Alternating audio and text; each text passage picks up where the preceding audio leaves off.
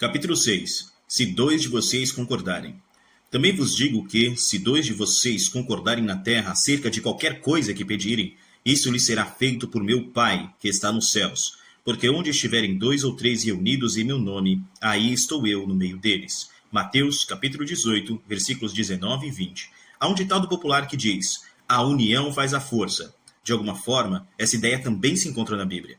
Melhor é serem 2 do que 1, porque se um cair, o outro levanta o seu companheiro. Mas ai do que estiver só, pois, caindo, não haverá outro que o levante. Também se 2 dormirem juntos, eles se aquentarão. Mas um só, como se aquecerá? E se alguém quiser prevalecer contra um, os 2 lhe resistirão. E o cordão de 3 dobras não se quebra tão depressa. Eclesiastes, capítulo 4, versículos de 9 a 12. Em Deuteronômios, capítulo 32, versículo 30, aprendemos que um só persegue 1000 e 2 fazem fugir 10.000. Foi propósito do Senhor Jesus agir assim, quando designou ainda outros 70 e mandou-os adiante da sua face, de 2 em 2, a todas as cidades e lugares aonde ele havia de ir. Lucas, capítulo 10, versículo 1. Deus Pai tinha a mesma intenção quando, pelo Espírito Santo, disse: apartai-me a Barnabé e a Saulo para a obra a que os tenho chamado. Atos, capítulo 13, versículo 2, parte B.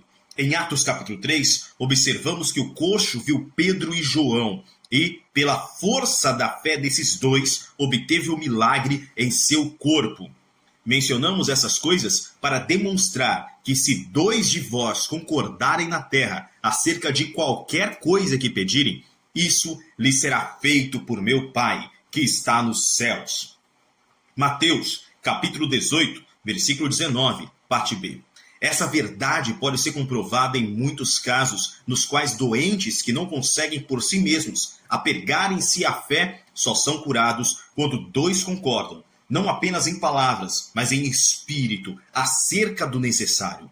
Isso não é preciso quando a pessoa ainda tem as faculdades mentais perfeitas para ouvir a palavra de Deus. Nesse caso, ela pode exercer por si mesma a fé, ter a sua própria fé, que é sempre a melhor. De sorte que a fé é pelo ouvir, e o ouvir pela palavra de Deus. Romanos, capítulo 10, versículo 17. Preste atenção na palavra e tenha a sua própria fé. Milhares de pessoas testificam ter recebido a cura durante nossas cruzadas, somente ouvindo atentamente a palavra enquanto pregamos ou ensinamos essas verdades às multidões. Um homem que havia ficado muito interessado ouvindo a mensagem que pregávamos, levantou-se e descobriu ter sido curado da hérnia de que sofria. Uma senhora percebeu que fora curada de artrite e que suas varizes haviam desaparecido. Uma mulher cega recebeu a visão enquanto estava sentada no banco. Milhares de outras pessoas têm sido curadas de toda espécie de doença ao ouvirem e crerem na palavra. Sempre que você ouvir a palavra e aceitá-la, terá a sua própria fé, aquela que o libertará. Isso é melhor que depender da fé dos outros. Contudo, há casos em que a pessoa não pode raciocinar ou que está tão doente que não consegue compreender essas verdades nem escutar a palavra. Quando isso acontece, 2 crentes podem concordar em oração. E a promessa é: isso lhe será feito por meu Pai, que está nos céus. Mateus, capítulo 18, versículo 19, parte B. Graças a Deus por sua promessa e por seu interesse em nossa saúde física e espiritual. João uniu essas 2 bênçãos em sua carta a seu amigo Gaio, dizendo: amado, desejo que te vá bem em todas as coisas e que tenha saúde, assim como bem vai a tua alma. 3 João 1, versículo 2. João, que se reclinara sobre o peito de Jesus, sabia qual era a vontade de Deus. Os cristãos não duvidam de que o Senhor quer salvar e regenerar todo pecador, até mesmo o mais vil e desprezado. Assim, também é a vontade de Deus curar toda a pessoa doente, até os mais desanimados. Se o sofredor olhar para ele e crer que sua palavra é a verdade, é a vontade de Deus curar todos. Não consigo compreender como alguém pode duvidar do amor e da compaixão de Deus por seus filhos, uma vez que ele nos oferece várias provas de que podemos ser curados. Você possui um direito bíblico de ter boa saúde e ser forte. Alguém talvez pergunte: ora, por que então as pessoas morrem? Segundo a Bíblia, a resposta é fácil. Veja a prescrição de Deus para a morte de seus filhos. Tirás a respiração, morrem e voltam ao próprio pó. Salmo 104, verso 29, parte B. No entanto, isso não quer dizer que você deve morrer de câncer ou de qualquer outra enfermidade, certo? O Filho de Deus é redimido da maldição da lei, da qual a doença faz parte. Gálatas, capítulo 3, versículo 13. Deuteronômio, capítulo 28, versículos de 58 a 61. A norma bíblica para a morte de um filho de Deus é: na velhice virás à sepultura, como se recolhe o feixe de trigo a seu tempo. Jó, capítulo 5, versículo 26. Foi assim que Abraão, Isaque, Jacó, Moisés e muitos outros morreram. A unção com óleo pelos presbíteros. No versículo 14 do capítulo 5 de sua epístola, Tiago afirma: está alguém entre vós doente? Chame os presbíteros da igreja e orem sobre ele, ungindo com azeite em nome do Senhor. Essa é uma promessa de cura inconfundivelmente clara. Em Marcos, capítulo 6, versículo 13, aprendemos que os discípulos faziam isso, pois o texto diz: e expulsavam muitos demônios, e ungiam muitos enfermos com óleo, e os curavam. Pouco antes de Tiago escrever essa promessa aos doentes, ele fala a respeito dos aflitos. Tem havido muita especulação sobre que forma de doença poderia ser descrita como aflição. Segundo a concordância de Strong, a palavra traduzida como aflição não faz referência a qualquer enfermidade física. A palavra aflito, no original, dá a ideia de alguém que está sofrendo qualquer dor moral, e não qualquer enfermidade física. Assim, aqueles que sofrem perseguição, tribulação ou qualquer tipo de aflição não devem chamar os presbíteros e pedir que orem para livrá-los de seus problemas. Em vez disso, Tiago diz: está alguém aflito? Ore. É o próprio aflito que deve orar. Observe o que Tiago afirma: está alguém entre vós doente? Isso não significa que a cura seja apenas para alguns prediletos. Ele declara ousadamente que essa promessa é para qualquer pessoa que esteja doente.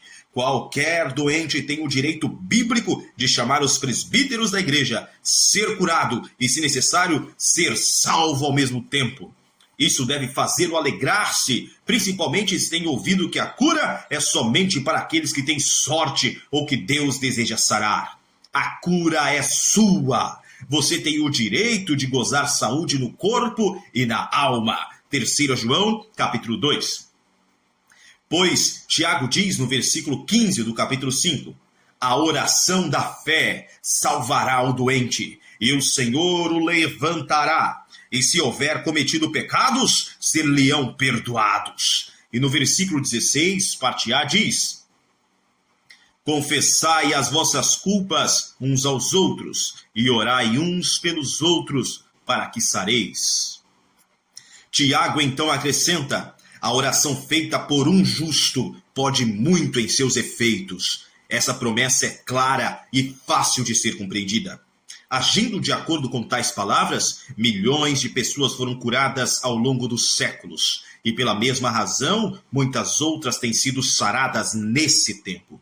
Observe que no versículo 15, Tiago declara: a oração da fé salvará o doente. A oração da fé é a única eficiente para curar os doentes. A oração da fé.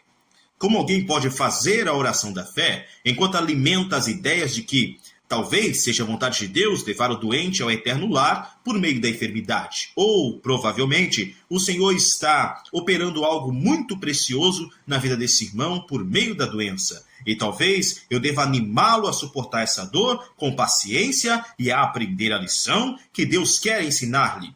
Jamais se pode orar assim. Contudo, é justamente essa a atitude de muitos que oram pelos doentes. Não é de se estranhar que tantos doentes não recebam a cura em resposta à oração.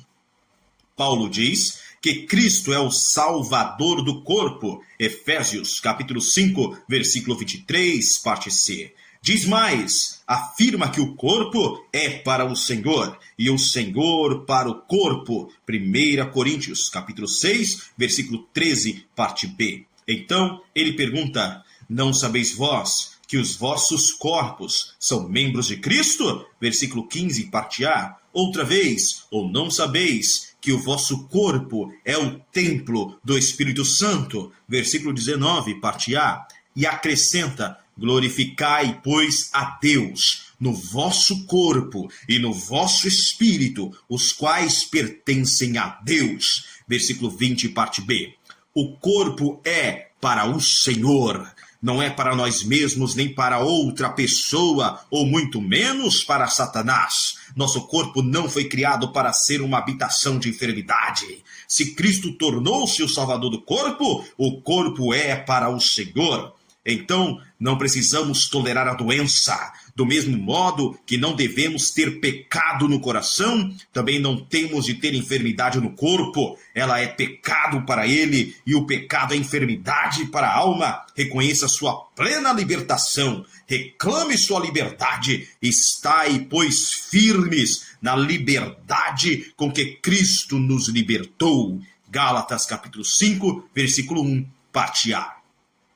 Ponha isso em mente de uma vez por todas. É a vontade de Deus que você tenha boa saúde. Reivindique a promessa. Coloque em prática essa palavra. Abandone suas dúvidas e seus temores a fim de desfrutar de sua cura, que expressadamente e apressadamente brotará. Isaías, capítulo 58, versículo 8. Lembre-se do que Tiago disse. Está alguém entre vós doente? É verdade que, hoje, qualquer pessoa doente pode chamar os presbíteros para fazerem a oração da fé a seu favor. No entanto, os presbíteros não podem fazer e jamais poderão a oração da fé se estiverem perguntando se é a vontade do Senhor curar este ou aquele. Tiago diz, peça, porém com fé, não duvidando, porque o que duvida é semelhante à onda do mar, que é levada pelo vento e lançada de uma para outra parte. Não pense tal homem que receberá do Senhor alguma coisa. Tiago, capítulo 1, versículos 6 e 7. A imposição das mãos. No capítulo 16 do Evangelho de Marcos, Jesus comissionou seus discípulos a irem por todo o mundo e fazerem o que ele havia ordenado. Versículo 16. Essa comissão ainda vigora, e aqui está, e imporão as mãos sobre os enfermos, e os curarão. Marcos, capítulo 16, versículo 18, parte C. Um pouco antes de Jesus pronunciar tais palavras, ele havia dito, e estes sinais seguirão aos que crerem, e acrescentou, em meu nome expulsarão demônios, e imporão as mãos sobre os enfermos, e os curarão. Dizendo de outra forma, os doentes ficarão sãos depois que os cristãos impuserem as mãos sobre eles. Ao cristão que realizar tal ato, a promessa é, e os curarão. O cristão, contudo, não é apenas uma pessoa que meramente concorda com a ideia de que a palavra é a verdade. Mais que isso, ele é aquele que sempre põe a palavra em atividade. Deus nunca ordena que os homens façam o que são incapazes de fazer. Adquirir o cumprimento da promessa é mais uma questão de obediência do que de fé. Devemos fazer o que o Senhor nos manda e então esperar que Ele realize o que nos diz que fará. Isso é fé. Noé construiu a arca, Deus enviou o dilúvio sobre a terra. Moisés estendeu a vara, o Senhor repartiu as águas. Josué marchou ao redor das muralhas de Jericó, e o Todo-Poderoso as fez ruir. Elias feriu as águas, e o Altíssimo as dividiu.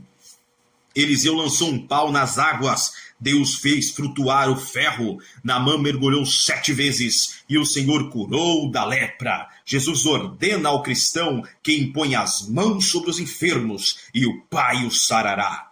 Tiago orienta os presbíteros a ungirem qualquer doente com óleo e fazerem por ele a oração da fé. E então o Senhor o curará. Deus diz: faça uma coisa insignificante, eu farei uma maravilha. Faça uma coisa simples, eu farei uma sábia. Faça algo que apenas o homem pode fazer, eu farei algo que somente eu, o Senhor, posso fazer. Cumpra a sua parte, realizando o que Deus lhe manda fazer, e espere que o Senhor faça dele. Isso é fé.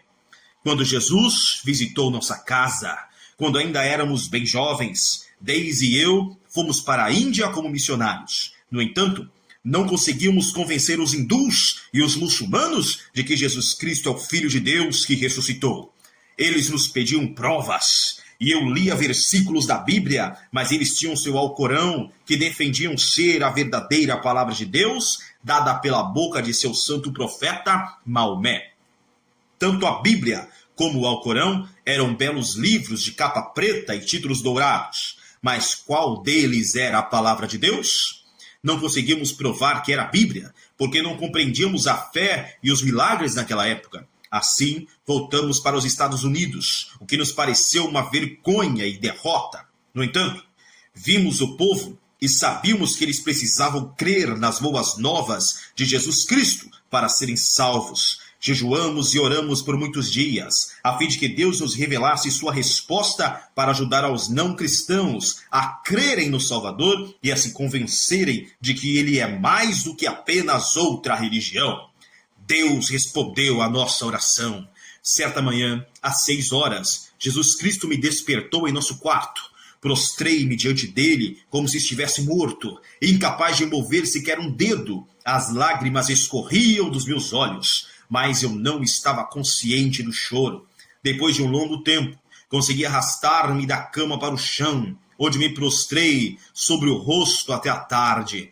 Quando saí do quarto, era um novo homem. Jesus se tornou o Senhor e o Mestre de minha vida. Eu tinha certeza dessa verdade. Ele está vivo. Ele é mais do que uma religião.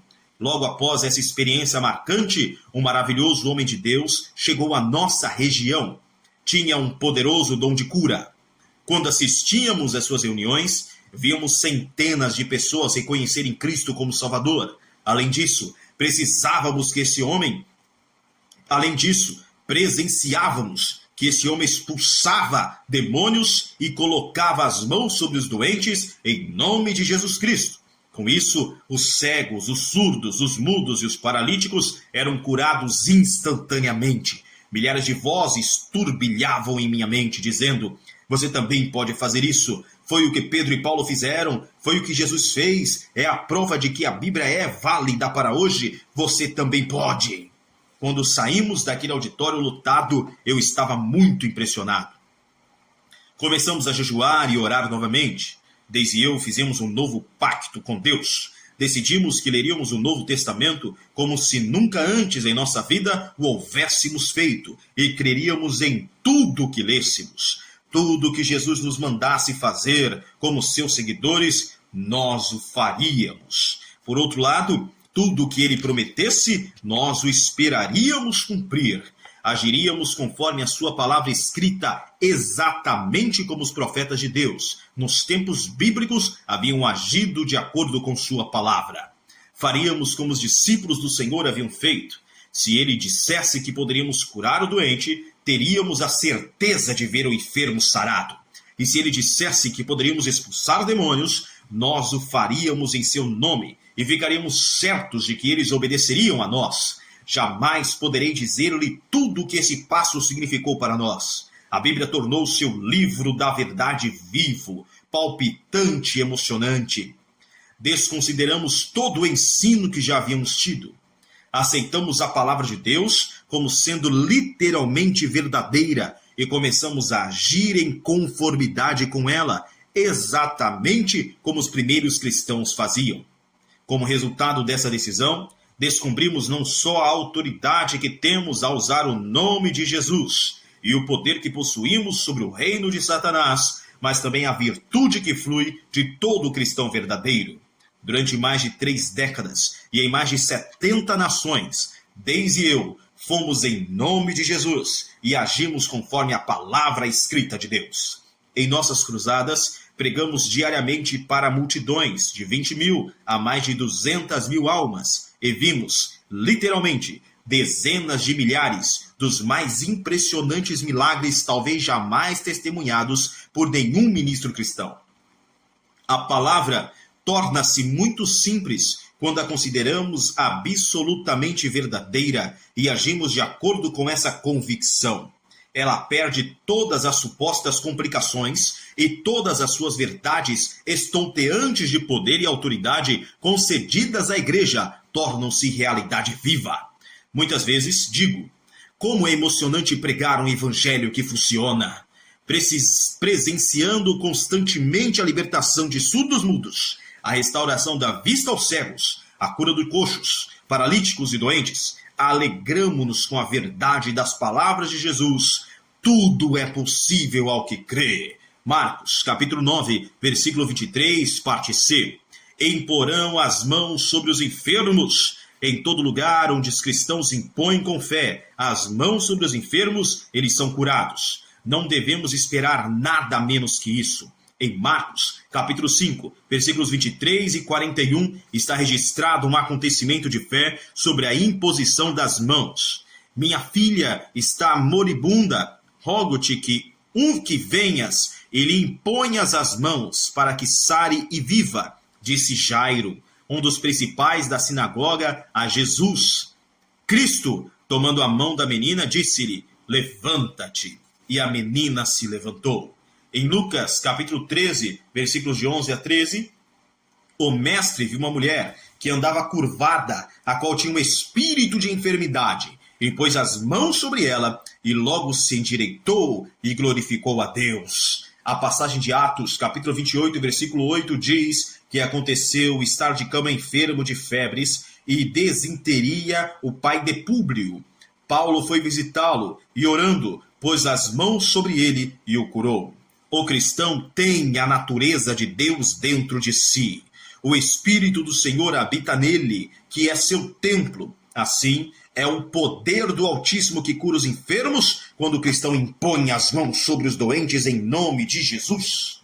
Às vezes, esse ato é acompanhado por manifestações. A pessoa sente a vida de Deus sendo derramada em seu corpo enfermo, tornando-o são. No entanto, pode ser que não sinta coisa alguma. Na verdade, não faz diferença se ela sente ou não alguma coisa. A palavra de Deus é sempre superior ao que sentimos. Está escrito, e imporão as mãos sobre os enfermos, e os curarão. Mateus, capítulo 16, versículo 18, parte C.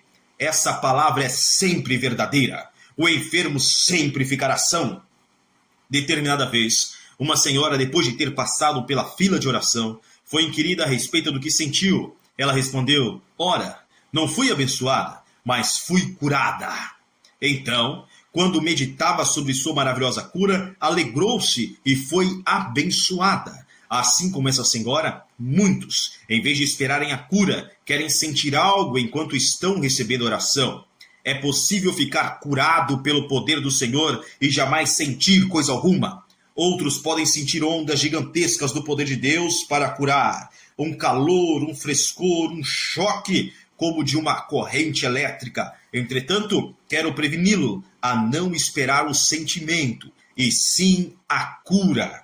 Certo pregador me disse, eu tinha o costume de orar, pedindo a Deus que submetesse o povo ao seu poder, que fizesse aqueles pelos quais eu orava caírem diante dele. O Senhor fez exatamente isso. Quase todos sobre quem impus as mãos caíram. Contudo, descobri que muitos se levantavam e não estavam curados. Então comecei a orar pedindo que Deus os curasse, em vez de os prostrar. O pregador disse-me que o Senhor foi fiel para fazer o que lhe pedi. Ele concluiu, agora nem todos se prostram, mas de fato recebem a cura. Esse homem era um dos que desejava que os enfermos sentissem antes de ficarem curados. Chegou a reconhecer isso. E agora, seu ministério está crescendo grandemente. A cura é sempre melhor que as sensações. Quando os doentes aprendem a basear sua fé exclusivamente na palavra, certamente já receberam a vitória completa. Então, nada na esfera da sensação poderá separá-los do assim diz a palavra do Altíssimo. Enquanto a pessoa fala em termos do que sente, ainda não compreendeu o significado de fé nas Escrituras. A fé não tem a ver com alguma coisa a não ser com a palavra de Deus. Suponha que alguém entre na fila de oração. Ore-se por esse alguém e ele saia dizendo: creio que fui curado, sinto-me muito melhor, quase não tenho mais dor. Veja, ele está falando do que sente. Mais cedo ou mais tarde, se essa pessoa se sentir mal, continuará a falar sobre o que sente e dirá: ora, pensei ter recebido a cura, mas me sinto tão mal, acho que devo pedir oração novamente. A pessoa anula sua cura acreditando mais no que sente do que na palavra da promessa de Deus. Você perceberá que aqueles que julgam sua cura pelo que sentem nunca crerão na palavra. Se receberem a cura, será porque se sentem bem. Caso se sintam mal, é porque não foram curados. Nunca dão crédito ao que o Senhor diz. Certa vez, quando fui levado ao quarto de um enfermo, o qual tentei animar a olhar para Deus, a fim de que obtivesse libertação da enfermidade de que sofrera toda a vida, ele replicou: sinto que serei curado um dia. Perguntei-lhe por que achava isso, e ele respondeu: bem, porque várias pessoas têm testemunhado que serei curado um dia. Até o pastor pensa que ficarei bem de saúde. Lembro-me também de que há muito tempo o Altíssimo me abençoou e me mostrou que eu seria curado. Aquele homem estava esforçando-se para crer na cura somente com base no seu sentimento ou no testemunho de alguém. Observe que ele não mencionou que a palavra contém alguma promessa do Pai para ele. O testemunho e a promessa do Senhor não significavam nada para esse homem. Aprenda a crer na palavra. A fé na palavra vence. A fé nunca é sentimento. O sentimento nunca é fé. A fé não tem nada a ver com sentimento. Ela sempre atribui tudo a assim diz a palavra, sem levar em conta as dores, os sintomas ou os próprios sentimentos. Uma pessoa com fé na palavra e não no que sente, entra na fila de oração. Conforme as Escrituras, as mãos são impostas sobre ela, que recebe a unção como óleo. Então alguém lhe pergunta: como você se sente agora? Se for cristã, ela responde logo: estou curada, porque a palavra diz: e imporão as mãos sobre os enfermos e os curarão. O inquiridor, duvidando, insiste: mas você sente alguma melhora? A pessoa que tem fé, então responde calma e positivamente, sabendo que o trono e a palavra dão apoio ao que ela diz. Sei que estou curada, porque está escrito: pelas suas pisaduras fomos sarados. Pode acrescentar também: Deus disse: eu sou Jeová que te sara, e isso se refere a mim. A obra de cura nessa pessoa já está concluída, porque ela a atribui inteiramente ao poder, à autoridade e à fidelidade da palavra. Você pode perguntar: mas e quanto ao que sentimos? Temos de continuar a levar nossas dores? Não. Você não tem de levar seus sofrimentos sem se importar com eles, como ensinam os praticantes da ciência cristã. Nem terá de mentir a respeito de suas dores. Se a dor existe, não minta, nem a confesse. Diga sempre a verdade. Aqui está o segredo. Responda ao inquiridor com a palavra. Afirme exatamente o que a palavra diz. Pelas suas pisaduras fomos sarados. Impuseram-me as mãos e vou sarar. Jesus disse, e ele não pode mentir. A fé apoia-se exclusivamente na palavra. Quando pessoas de fé lhe impuserem as mãos, você ficará curado se apenas crer. Sustente a palavra e o Senhor irá sustentá-lo. Nenhuma só palavra caiu de todas as suas boas palavras. 1 Reis, capítulo 8, versículo 56, parte B. Eu, Jeová, falarei, e a palavra que eu falar se cumprirá. Ezequiel, capítulo 12, versículo 25, parte A. Porque todas quantas promessas há de Deus são nele sim, e por ele o amém, para a glória de Deus por nós. 2 Coríntios, capítulo 1, versículo 20. Se um cristão impuser as mãos sobre você, em nome de Jesus, e orar fervorosamente pela sua cura, creia na palavra. Quer você sinta ou não, acredite que Cristo disse a verdade quando afirmou: "Eu os curarão". Está escrito: "Eu os curarão", e mais, pela fé estais em pé. 2 Coríntios, capítulo 1, versículo 24, parte C. Fé na palavra de Deus sempre traz a resposta. Agradeça a Deus pela cura desde o momento em que os cristãos impuserem as mãos sobre você, em nome de Jesus.